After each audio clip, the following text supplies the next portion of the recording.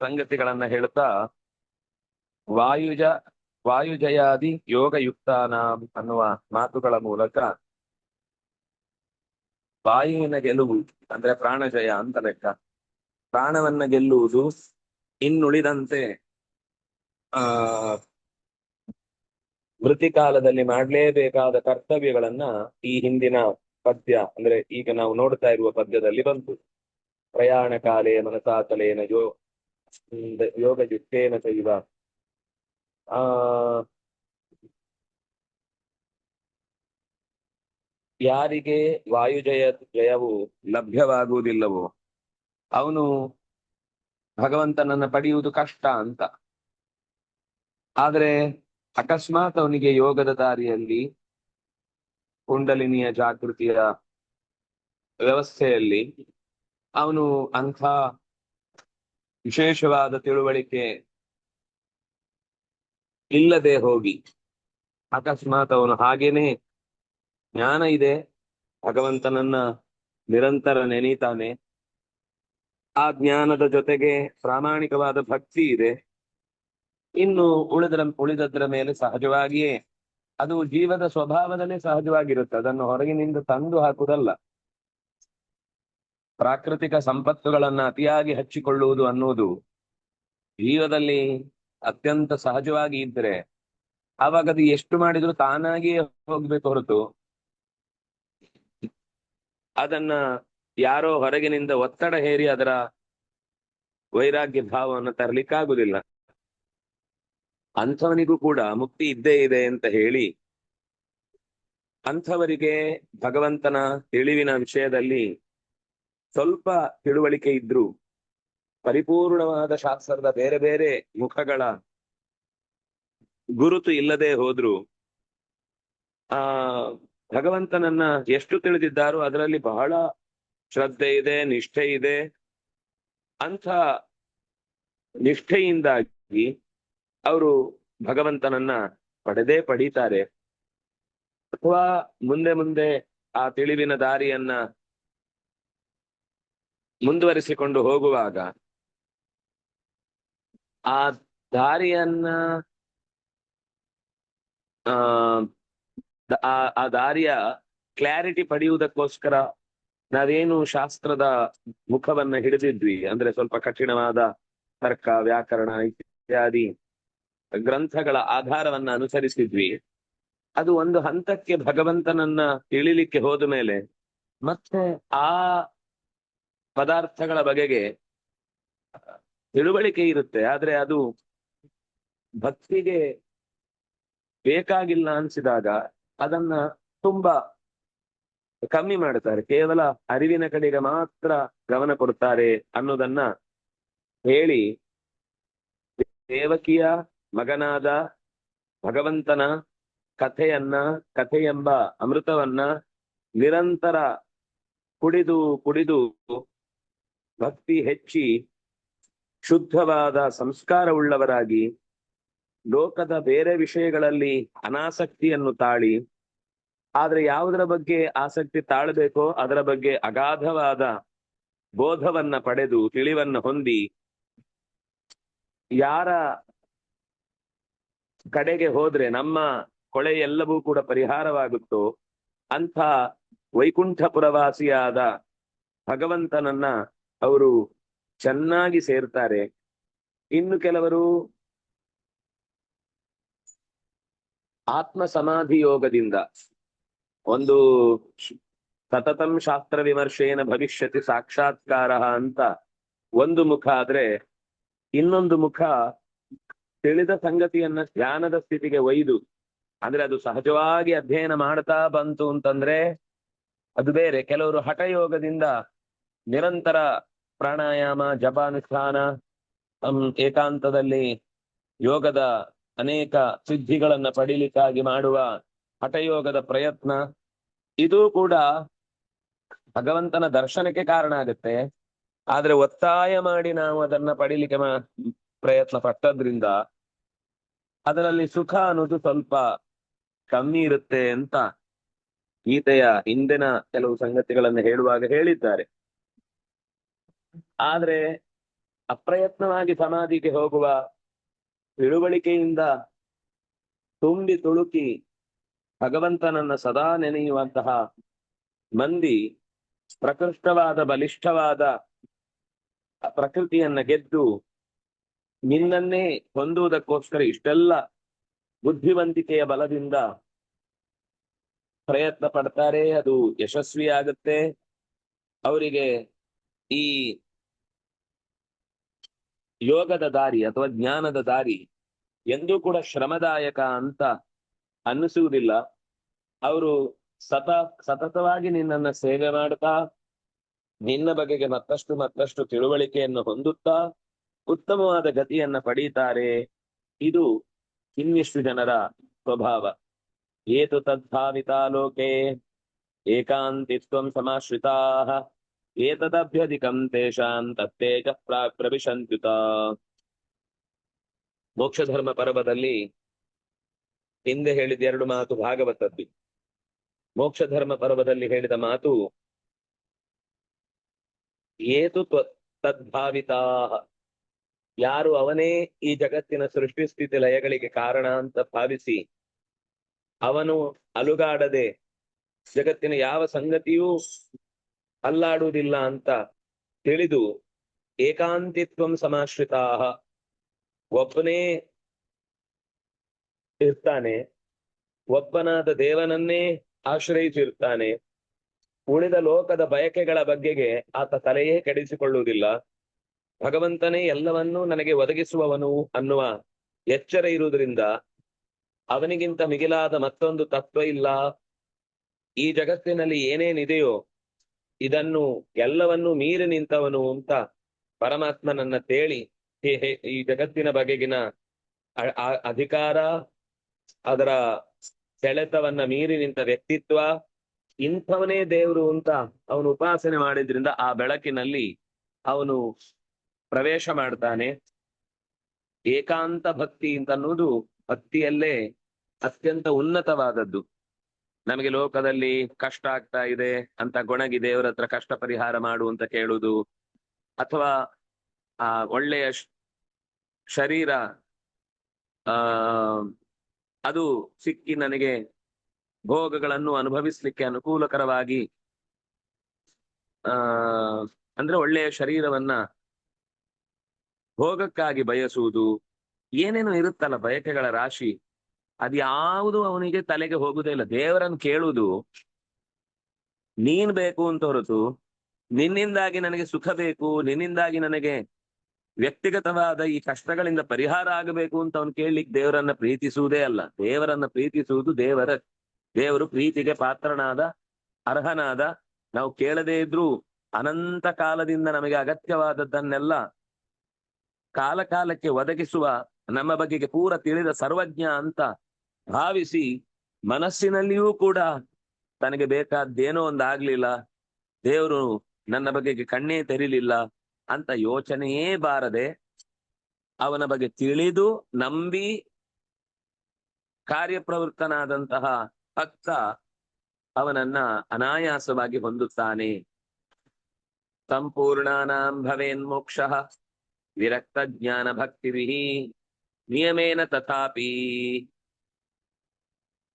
ಈರ ಜಯಾದಿ ಯುತ ಯೋಗಿನಾಂ ವಶ್ಯತ್ವಾತ್ ಮನಸಸ್ತ್ವೀಷತ್ ಪೂರ್ವಮಪ್ಯಾಪ್ಯತೆ ಧ್ರುವಂ. ಹಿಂದೆ ಅಸಂಪೂರ್ಣವಾದ ಜ್ಞಾನ ಇದ್ರೂ ಕೂಡ ಅವನು ಏನು ಹೊಂದಿದ್ದಾನೋ ಅದರಲ್ಲಿ ಅತ್ಯಂತ ಹೆಚ್ಚಿನ ವಿಶ್ವಾಸ ಭಕ್ತಿ ಇದ್ದದ್ರಿಂದ ಅವನಿಗೆ ಬಿಡುಗಡೆ ಆಯಿತು ಅಂತ ಮಾತು ಬಂತು. ಇವರೇ ಆಯ್ತು ಅಂತಂದಲ್ಲಿ ಇನ್ನು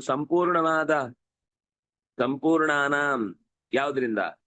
ವಿರಕ್ತಿ ಜ್ಞಾನ ಭಕ್ತಿಭಿಃ ಸಂಪೂರ್ಣಾನಾಂ ಮೋಕ್ಷ ಭವೇತ್. ವಿರಕ್ತಿ ಜ್ಞಾನ ಅಂದ್ರೆ ತುಂಬಿಕೊಂಡಿದ್ದಾರೆ. ಅವರಿಗೆ ಪ್ರಾಪಂಚಿಕ ವಿಷಯದ ಬಗ್ಗೆ ಆಸಕ್ತಿ ಪ್ರಾಮಾಣಿಕವಾಗಿ ಬಿಟ್ಟು ಹೋಗಿದೆ. ಆದ್ರಿಂದಾಗಿ ಎಷ್ಟು ಭಗವಂತನ ಬಗ್ಗೆ ಗೊತ್ತಿದೆಯೋ ಅಷ್ಟರಿಂದಲೇ ಅವರಿಗೆ ಬಿಡುಗಡೆ ಆಯಿತು. ಇನ್ನು ಭಗವಂತನ ಬಗ್ಗೆ ಹೆಚ್ಚು ತಿಳಿದಂತಹ ಮಂದಿ, ಹೆಚ್ಚು ಜ್ಞಾನವನ್ನು ಹೆಚ್ಚು ಭಕ್ತಿಯನ್ನು ಮಾಡುವಂತಹ ವ್ಯಕ್ತಿಗಳಿಂದ ಭಗವಂತ ನಿರಂತರ ಹೆಚ್ಚು ಹೆಚ್ಚು ಆರಾಧಿತನಾಗ್ತಾನೆ. ಆದ್ರಿಂದಾಗಿ ನಿಯಮೇನ ಅವರು ಪಡಿತಾರೆ. ಯಾಕೆಂದ್ರೆ ಈರ ಜಯಾದಿಯುತ ಯೋಗಿನ, ಈರ ಅಂದ್ರೆ ಪ್ರಾಣದೇವರಿಗೆ ಅನೇಕ ಹೆಸರುಗಳಲ್ಲಿ ಒಂದು ಸುಂದರವಾದ ಹೆಸರು ಈರ. ಈರಗತವು, ಈರ ಪ್ರೇರಣೆ ಅಂತ ಒಂದು ಧಾತು ಇದೆ. ಎಲ್ಲೆಡೆಗೆ ಚಲಿಸುವವನು, ಎಲ್ಲವನ್ನು ಪ್ರೇರೇಪಿಸುವವನು. ಹಾಗಾಗಿ ಎಲ್ಲ ಪ್ರೇರಣೆ ಅಥವಾ ಎಲ್ಲ ಕಡೆಗೆ ಗಮನ ಅಂತನ್ನುವ ಸದಾಗತಿ ಸರ್ವಗತಿ ಅನ್ನುವ ವ್ಯಕ್ತಿತ್ವದಿಂದ ಕೂಡಿದ ಭಗವಂತನ ಪ್ರಿಯತಮನಾದ ಅಥವಾ ಪ್ರೀತಿ ಪಾತ್ರನಾದ ಪ್ರಾಣದೇವರ ಜಯವನ್ನು ದೇಹದ ಉಸಿರಾಟದ ನೆಲೆಯಲ್ಲಿ ಕಂಡಿರುವಂಥವನು. ವಶ್ಯತ್ವಾತ್ ಮನಸ ಸ್ತ್ರೀಶಾತ್, ಮನಸಃ ವಶ್ಯತ್ವಾತ್, ಮನಸ್ಸನ್ನು ಪೂರ್ತಿ ಹತೋಟಿಗೆ ತಂದುಕೊಂಡಿದ್ದಾನೆ. ಅಂದ್ರೆ ಪ್ರಾಣಜಯ ಯಾವಾಗ ಆಗುತ್ತೋ ಆವಾಗ ಮನಸ್ಸಿನ ಹಿಡಿತ ತಾನಾಗಿ ಆಗುತ್ತೆ. ಯಾಕೆಂದ್ರೆ ಪ್ರಾಣ ಮನಸ್ಸನ್ನ ಹಿಡಿದಿಡುವ ಶಕ್ತಿ. ಯಾಕೆಂದ್ರೆ ಪ್ರಾಣ ದೇವತೆ ಮನೋದೇವತೆಗಿಂತ ಅತ್ಯಂತ ಹಿರಿಯನಾದ್ರಿಂದಾಗಿ ಪ್ರಾಣಜಯ ಸಂಪಾದಿಸುವುದು ಸುಲಭವಾದಾಗ ಮನೋಜಯ ಅನ್ನುವುದು ಅವನಿಗೆ ಒದಗಿ ಬರುವಂಥದ್ದು. ವಶ್ಯತ್ವಾತ್ ಮನಸಃ ಈಶತ್ ಪೂರ್ವಮಪ್ಯಾಪ್ಯತೆ ಧ್ರುವಂ. ಸ್ವಲ್ಪ ಎಷ್ಟು ಚೆನ್ನಾಗಿದೆ ಅಂದ್ರೆ, ಯಾರು ಪರಿಪೂರ್ಣ ಭಕ್ತನೋ, ಅತ್ಯಂತ ಹೆಚ್ಚಿನ ಅರಿವಿನಿಂದ ಬದುಕನ್ನ ಗಟ್ಟಿ ಮಾಡಿಕೊಂಡವನು, ಪ್ರಾಣದೇವರ ವಿಶೇಷವಾದ ಪ್ರೀತಿಯನ್ನ ಸಂಪಾದಿಸಿದವನು, ಅವನು ಈಶತ್ ಪೂರ್ವಂ ಆಪ್ಯತೆ, ಸ್ವಲ್ಪ ಬೇಗನೆ ಮೋಕ್ಷಕ್ಕೆ ಹೋಗ್ತಾನೆ. ನಾವು ಮೋಕ್ಷಕ್ಕೆ ಹೋಗ್ಬೇಕು, ಸ್ವಲ್ಪ ತ್ವರೆ ಇದೆ ಅಂದ್ರೆ ಅದನ್ನ ಜೀವಕ್ಕೆ ಅನ್ನಿಸ್ಬೇಕು. ಕೆಲವೊಂದ್ಸರ್ತಿ ಏನು ಅಂದ್ರೆ ಅನ್ನಿಸತ್ತೆ, ಅದಕ್ಕೆ ಬೇಕಾದ ಪ್ರಯತ್ನ ಇರುವುದಿಲ್ಲ. ಕೆಲವೊಮ್ಮೆ ಅನ್ನಿಸತ್ತೆ, ಅದಾದ್ಮೇಲೆ ಮರ್ತು ಹೋಗುತ್ತೆ. ಕೆಲವೊಮ್ಮೆ ಅನ್ನಿಸತ್ತೆ, ಪ್ರಯತ್ನ ಪಟ್ಟರು ಆಗದೆ ಹೋಗಬಹುದು. ಆದ್ರೆ ಅದೆಲ್ಲವನ್ನೂ ಮೀರಿ ಒಬ್ಬನ ಪ್ರಯತ್ನವೂ ಕೈಗೂಡಿತು, ಅರಿವೂ ಬಂತು, ಮನಸ್ಸೂ ಕೂಡ ನಿರ್ಮಲವಾಯಿತು, ಶುದ್ಧ ಬುದ್ಧಿಯವನಾಗಿ ಭಗವಂತ ಶುದ್ಧ ಮನಸ್ಕನಾಗಿ ಈ ಜಗತ್ತನ್ನ ನಿರ್ವಹಿಸ್ತಾನೆ ಅಂತ ಅವನನ್ನ ಪ್ರೀತಿಸುವುದು ಕೇವಲ ಅವನ ಪ್ರೀತಿಯ ಅಪೇಕ್ಷೆಯಿಂದ ಹೊರತು ಇನ್ನೇನೂ ಬೇರೆ ಕಾರಣ ಇಲ್ಲದೆ ಹೋದಾಗ ಅವನು ಸ್ವಲ್ಪ ಬೇಗನೆ ಮೋಕ್ಷದ ಕಡೆಗೆ, ಅಂದ್ರೆ ಬೇಗ ಹೋಗುದು ಅಂದ್ರೆ ಏನು? ಯಾಕೆಂದ್ರೆ ಬೇಗ ಹೋಗುವುದು ಅಂತ ನಾವು ಯೋಚನೆ ಮಾಡುದಾದ್ರೆ ಎಲ್ಲರೂ ಹೊರಡ್ತಿದ್ರು. ಚತುರ್ಮುಖ ಹೋಗುವಾಗ್ಲೇ ಎಲ್ಲರನ್ನು ಕರ್ಕೊಂಡು ಹೋಗುದು, ಒಬ್ಬನನ್ನ ಬೇಗ ಕರ್ಕೊಂಡು ಹೋಗಿ ಮೋಕ್ಷಕ್ಕೆ ಹಾಕುದು, ಆಮೇಲೆ ನೆಕ್ಸ್ಟ್ ತಮಗೆ ಇನ್ಫ್ಲೂಯೆನ್ಸ್ ಮಾಡಿದವರನ್ನೆಲ್ಲ ಕರ್ಕೊಂಡು ಹೋಗುದು. ಹೀಗೆಲ್ಲ ನಮ್ಮ ವೈಕುಂಠ ಏಕಾದಶಿಯ ದಿವಸ VIP pass, very very important person ಅಂತ ಹೇಳಿ ಮತ್ತೊಂದು ಪಾಸು, ಸಾಮಾನ್ಯರೆಲ್ಲ ಕಾದು ಕಾದು ರೋಸು ಅನ್ನುವ ಈ ಸ್ಥಿತಿ ಮೋಕ್ಷದಲ್ಲಿ ಇಲ್ಲ. ಆದರೆ ಜ್ಞಾನದಲ್ಲಿ ಪರಿಪೂರ್ಣನಾಗಿ ಏಕಾಂತ ಭಕ್ತನಾಗಿ ಭಗವಂತನ ಅತ್ಯಂತ ಹೆಚ್ಚಿನ ಮಹಿಮೆಯನ್ನ ಅರಿತವನಾಗಿ ಯಾರು ಪ್ರಾರ್ಥಿಸ್ತಾನೋ ಪ್ರಾಣದೇವರ ಜಯದ ಜೊತೆಗೆ, ಅವನಿಗೆ ಸ್ವಲ್ಪ ಬೇಗ ಚತುರ್ಮುಖನ ಲೋಕದಲ್ಲಿ ರಿಸರ್ವೇಶನ್ ಬೇಗ ಆಗುತ್ತೆ. ಚತುರ್ಮುಖನ ಲೋಕ ಅನ್ನೋದು ಒಂದು ರೀತಿಯಲ್ಲಿ ಸುಖದ ಪಾರಮ್ಯವೇ. ಅಲ್ಲಿ ಇನ್ನೂ ಸ್ವಲ್ಪ ಭೌತಿಕವಾದ ಪ್ರಪಂಚದ ಪರಿಚಯ ಇದೆ ಅನ್ನೋ ಅಷ್ಟೇ ಕಾರಣಕ್ಕದು ಮೋಕ್ಷ ಅಲ್ಲ. ಬಿಟ್ರೆ ಅದು ಕೂಡ ಮೋಕ್ಷಕ್ಕೆ ಸಮಾನವಾದ ರೀತಿಯ ಸುಖವನ್ನು ಮತ್ತು ಎತ್ತರದ ಅನುಭವವನ್ನು, ಭಗವಂತನ ಪ್ರಜ್ಞೆಯನ್ನು ಜಾಗೃತಗೊಳಿಸುವಂತಹ ಜಾಗ. ಹಾಗಾಗಿ ಅವರು ಸ್ವಲ್ಪ ಬೇಗ ಹೋಗ್ತಾರೆ ಅಂದ್ರೆ ಆ ಸುಖವನ್ನ ಚತುರ್ಮುಖನ ಮನೆಯಲ್ಲಿ ಅತ್ಯಂತ ಮೊದಲೇ ಎಲ್ಲರಿಗಿಂತ ಮೊದಲೇ ಅನುಭವಿಸ್ತಾನೆ ಅನ್ನುವುದನ್ನ ವ್ಯಾಸಯೋಗೆ, ಇದು ವ್ಯಾಸಯೋಗ ಅಂತ ಒಂದು ಭಗವಂತನ ಜಗತ್ತಿನ ಕುರಿತಾದ ಪರಿಚಯವನ್ನು ಕೊಡುವಂತಹ ಒಂದು ಗ್ರಂಥ.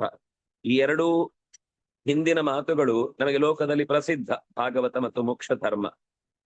ನಮಗೆ ಇಷ್ಟರಲ್ಲೇ ಇರುವುದಲ್ಲ, ಇನ್ನು ಎಷ್ಟೋ ಸಾಹಿತ್ಯಗಳಿವೆ ಅಂತ ತೋರಿಸುವುದಕ್ಕೋಸ್ಕರ ಆಚಾರ್ಯರು ವ್ಯಾಸಯೋಗದ ಕೃತಿಯನ್ನ ನಮ್ಮ ಮುಂದೆ ಪರಿಚಯಿಸಿದ್ರು. ಮುಂದೆ ಉಪನಿಷತ್ತಿನಲ್ಲಿ ಬಂದ ಒಂದು ಮಾತನ್ನ ತುಂಬಾ ಸುಂದರವಾಗಿ ನೆನಪಿಸ್ತಾರೆ. ಯದಕ್ಷರಂ ವೇದ ವಿದೋ ವದಂತಿ, ಇದು ಯಥಾವತ್ತಾಗಿ ಹಾಗೆ ಇದೆ. ಕೊನೆಯ ಒಂದು ಪದ ಮಾತ್ರ ವ್ಯತ್ಯಾಸ ಕೊನೆಯ ಪದ್ಯದ ಕೊನೆಯ ಸಾಲಿನಲ್ಲಿ. ತತ್ತೇ ಪದಂ ಸಂಗ್ರಹೇಣ ಬ್ರವೀಮ್ಯೋಮಿತ್ಯೇತತ್ ಅಂತ ಕಠ. ಇಲ್ಲಿ ಪ್ರವಕ್ಷ್ಯೆ ಅಂತ ಅದನ್ನ ಮತ್ತೆ ಮುಂದೆ ವಾಕ್ಯದ ಕಡೆಗೆ ಕೊಂಡೊಯ್ಯುವ ಪ್ರಸಂಗ ಇಲ್ಲ. ಅದರಿಂದಾಗಿ ಅಲ್ಲಿಗೆ ಛಂದೋಬದ್ಧವಾಗಿ ಅದು ಮುಗಿಯತ್ತೆ. ಅಲ್ಲಿ ಛಂದೋಬದ್ಧವಾಗಿ ಇದೆ, ಆದ್ರೆ ಅದು ಕಂಟಿನ್ಯೂ ಆಗಿ ಓಂ ಇತ್ಯೇತತ್ ಅಂತ ಅದರ ಉತ್ತರವನ್ನು ಸೇರಿಸಿ ಆ ಸಾಲನ್ನ ಹೇಳ್ತಾರೆ. ಯಾವ ಅಕ್ಷರವನ್ನು ವೇದವಿದೋ ವದಂತಿ, ಎಲ್ಲರಿಗಿಂತ ದೊಡ್ಡ ಮನೆಯವನನ್ನು, ಅಕಾರದಿಂದ ಕ್ಷಕಾರದ ತನಕ ರಮಿಸುವವನನ್ನು, ಎಲ್ಲ ಇಂದ್ರಿಯಗಳ ಸುಖವನ್ನ ಕೊಡುವವನನ್ನು, ಎಲ್ಲ ಕಾಲದಲ್ಲೂ ಒಳ್ಳೆಯ ಉತ್ತಮವಾದ ಆನಂದವನ್ನೇ ತುಂಬಿದವನನ್ನು, ಆನಂದ ಮತ್ತು ಪ್ರಾಣಗಳನ್ನ ಶಕಾರ ಪ್ರಾಣ ಆತ್ಮ ಅನ್ನುವ ಆನಂದ ಪ್ರಾಣಗಳನ್ನ ಹೊಂದಿ ಜಗತ್ತಿಗೆ ನಿರಂತರವಾಗಿ ಅದನ್ನು ಅಪೇಕ್ಷಿಸಿ ಬಂದ ಭಕ್ತರಿಗೆ ಕೊಡುವವನನ್ನು ವೇದವಿದ, ವೇದದ ನಿಜವಾದ ಅರಿವನ್ನ ತಿಳಿದ ಮಂದಿ ವದಂತಿ. ಇನ್ನು ಏನ್ ಹೇಳ್ತಾರೆ ಅಂತ ಕೊನೆಯ ಸಾಲಲ್ಲಿದೆ. ಅವನ ಬಗ್ಗೆ ಹಾಡಿ ಹೊಗಳ್ತಾರೆ. ನಾವು ಯಾವುದನ್ನ ಅತ್ಯಂತ ಕಷ್ಟಕರವಾದ ಸಂಗತಿ ಅಂತ ಹೇಳ್ತೇವೋ ಅದನ್ನ ವೇದವನ್ನ ತಿಳಿದವರು ಅತ್ಯಂತ ಸರಳವಾಗಿ ಭಗವಂತ ಎಲ್ಲವನ್ನೂ ನೀರು ನಿಂತವ ಅನ್ನುವುದನ್ನ ತಮ್ಮ ಮಾತುಗಳಿಂದ ಮತ್ತೆ ಮತ್ತೆ ನೆನಪಿಸ್ತಾರೆ. ವಿಶಂತಿಯ ದ್ಯತಯೋ ವೀತರಾಗಾ, ಆಸಕ್ತಿಗಳನ್ನ ತೊರೆದ, ಪ್ರಾಪಂಚಿಕ ಸಂಘಗಳನ್ನ ದೂರಕ್ಕಿಟ್ಟ ಯತಿಗಳು, ಪ್ರಯತ್ನಶೀಲರು ತದ್ವಿಶಂತಿ, ಯಾವುದನ್ನು ಹೋಗಿ ಸೇರ್ತಾರೋ, ಒಂದು ಶಾಸ್ತ್ರದ ದಾರಿಯನ್ನ ಹಿಡಿದವರು, ಎರಡನೇದು ಶಾಸ್ತ್ರದ ಜೊತೆಗೆ ಪರಮ ವೈರಾಗಿಗಳಾಗಿ ಸನ್ಯಾಸ ಧರ್ಮದಲ್ಲಿದ್ದು ಭಗವಂತನನ್ನ ಹೊಂದುವವರು, ಯದಿಚ್ಛಂತೋ ಬ್ರಹ್ಮಚರ್ಯಂ ಚರಂತಿ. ಇನ್ನು ಕೆಲವರು ಊರ್ಧ್ವರೇತಸ್ಕರಾಗಿ ಹುಟ್ಟಿನಿಂದಲೇ ಭಗವಂತನಿಗಾಗಿ ತಮ್ಮ ಶರೀರವನ್ನು ಮೀಸಲಿಟ್ಟು ಬಹಳ ತಾತ್ವಿಕವಾದ ಪ್ರಜ್ಞೆಯ ಜೊತೆಗೆ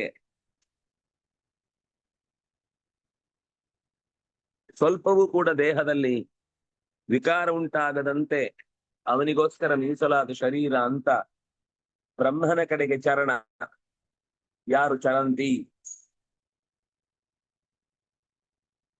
ನಡೆಸುತ್ತಾರೋ ತತ್ಸೇ ಪದಂ ಸಂಗ್ರಹೇಣ ಬ್ರವೀಮಿ. ಆ ವಿಷಯದಲ್ಲಿ ನಾನು ಭಗವಂತನ ಪರಿಚಯವನ್ನ ಸಂಗ್ರಹದಿಂದ ಒಟ್ಟು ಮಾಡಿ ನಿಮಗೆ ಹೇಳ್ತಾ ಇದ್ದೇನೆ ಅಂತ ಈ ಮೇಲಿನ 3 ಸಾಲುಗಳ ಮೂಲಕ ಪರಿಚಯ ಮಾಡಿಕೊಟ್ರು. ವೇದವೇತ್ತರು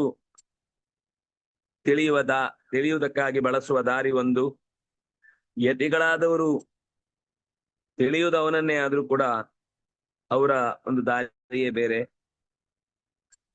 ಅತ್ಯಂತ ಊರ್ಧ್ವರೇತಸ್ಕತನದಿಂದ ಬ್ರಹ್ಮಚರ್ಯವನ್ನ ಪಾಲಿಸಿಕೊಂಡು ಭಗವಂತನನ್ನ ಪಡೆಯುವಂತಹ ಮಂದಿ ಮತ್ತೊಂದು ವರ್ಗದವರಾದ್ರೆ, ಇವರೆಲ್ಲರ ಉದ್ದೇಶದಿಂದ ಯಾರನ್ನ ಅವರು ಹೊಂದಲಿಕ್ಕೆ ನಿರಂತರವಾಗಿ ಪ್ರಯತ್ನಿಸ್ತಾ ಇರ್ತಾರೋ ಅಂತಹ ಭಗವಂತನ ಬಗ್ಗೆ ನಾನು ನಿಮಗೆ ನಿರೂಪಣೆ ಮಾಡುತ್ತೇನೆ ಅಂತ ಈ ಪದ್ಯದಲ್ಲಿ ಹೇಳ್ತಾ ಇದ್ದಾರೆ. ತದೇವ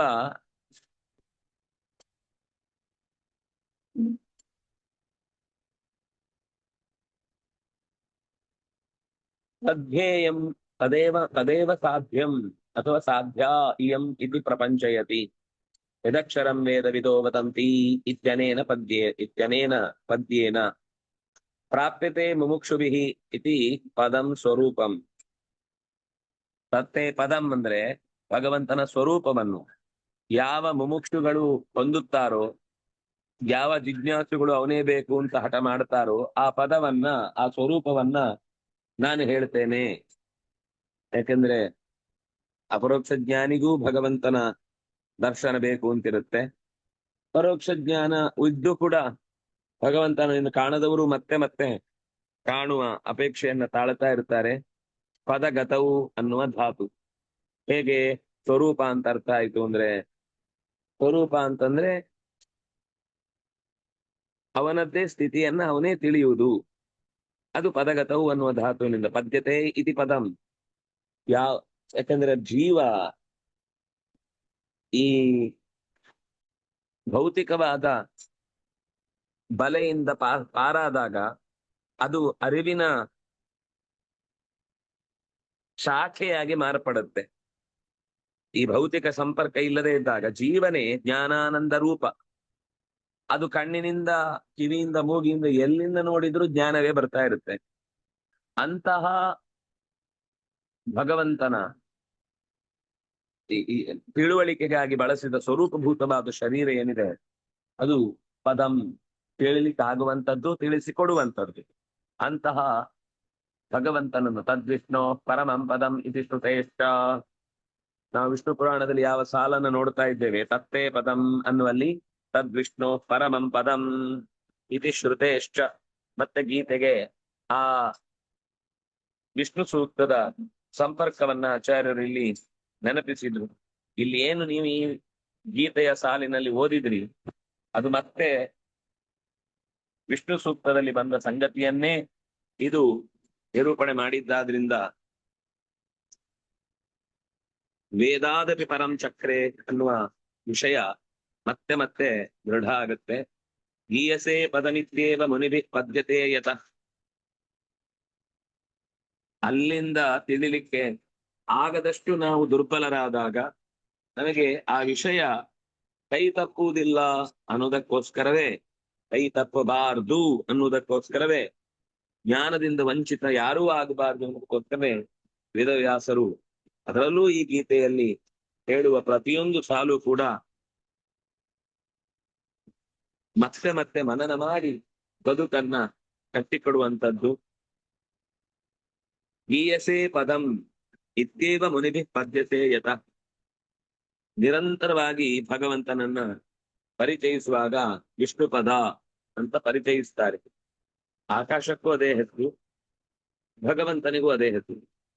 ಮುನಿಭಿಹಿ, ಮುನಿಗಳಿಂದ ಪದ್ಯಸೆ, ಮುನಿಗಳಿಂದ ನೀನು ಪ್ರಾಪ್ಯನಾದ್ರಿಂದಾಗಿ ಮುನಿಗಳು ನಿನ್ನನ್ನ ಮತ್ತೆ ಮತ್ತೆ ಪಡೆಯಬೇಕು ಅನ್ನುವ ಹಿನ್ನೆಲೆಯಲ್ಲಿ ಬರ್ತಾರೆ. ಆದ್ರಿಂದಾಗಿ ಗೀಯಸೆ, ಹಾಡಲ್ಪಡ್ತಿ, ಮುನಿಗಳಿಂದ ಪದ್ಯದ ಮೂಲಕ ತಿಳಿಯಲ್ಪಡ್ತಿ, ಆದ್ರಿಂದಾಗಿ ಅವನಿಗೆ ಪದ ಅಂತ ಹೆಸರು.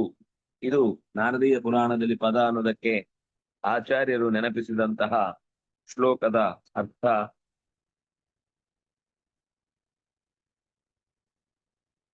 ಆಗ ಮತ್ತೆ ಕೃಷ್ಣ ಸರ್ವದ್ವಾರಾಣಿ ಸಂಯಮ್ಯ ಮನೋಹೃದಿ ನಿರುದ್ಯ ಚ ಮೂರ್ಧ್ಯಾಧಾಯಾತ್ಮನಃ ಪ್ರಾಣಂ ಆಸ್ಥಿತೋ ಯೋಗಧಾರಣ.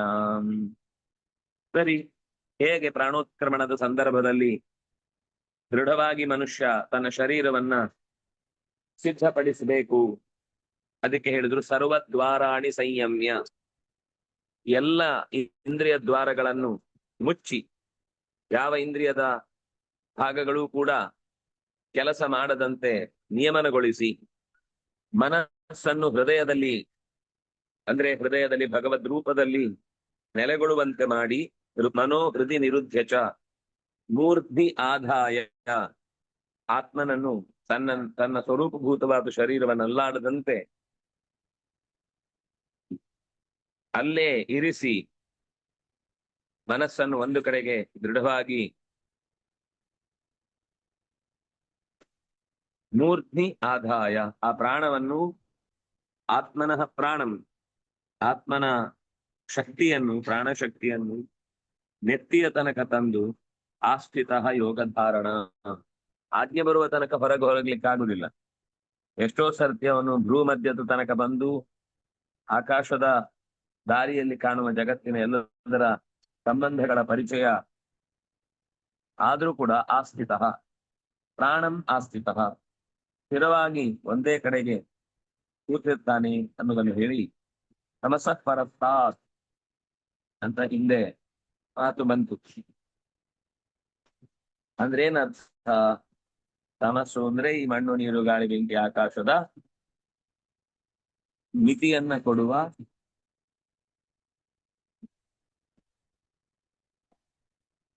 ಆಸ್ಥಿತ ನಮ್ಮ ಮಿತಿಯನ್ನು ನಮಗೆ ಪರಿಚಯಿಸುವ ವಿಶಿಷ್ಟವಾದ ಬದುಕನ್ನ ಈ ಯೋಗದ ದಾರಿ ನಮಗೆ ತಿಳಿಸಿಕೊಡುತ್ತೆ. ಯೋಗ ಧಾರಣಾಂ ಆಸ್ಥಿತ, ಯೋಗದಿಂದ ಪ್ರಾಣವನ್ನ ಎಲ್ಲಿಗೆ ಬೇಕಾದ್ರೂ ಅಲ್ಲಿಗೆ ಕರೆದುಕೊಂಡು ಹೋಗುವ ಧಾರಣ ಶಕ್ತಿಯನ್ನ ಒಬ್ಬ ಭಗವದ್ ಭಕ್ತ ಹೊಂದುತ್ತಾನೋ ಇಲ್ವೋ?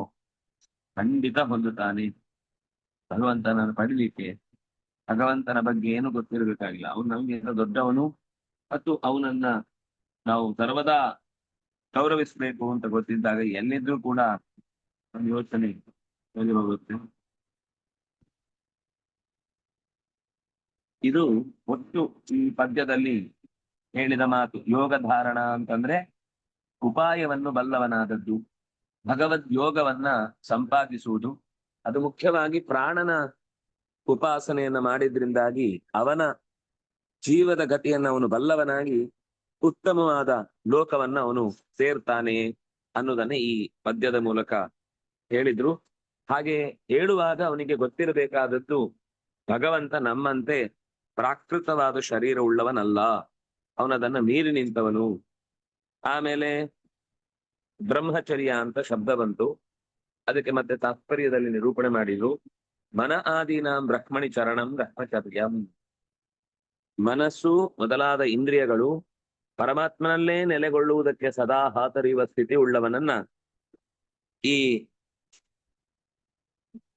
ಬ್ರಹ್ಮಚಾರಿ ಅಥವಾ ಬ್ರಹ್ಮಚರ್ಯ ಉಳ್ಳವನು ಅಂತ ಸ್ವೀಕಾರ ಮಾಡಬಹುದು ಅನ್ನೋದನ್ನ ಹೇಳಿ ಮುಂದೆ ಮತ್ತೆ ಈ ಶ್ಲೋಕದ ವಿವರವನ್ನ ಆಚಾರ್ಯರು ನಿರೂಪಣೆ ಮಾಡ್ತಾರೆ.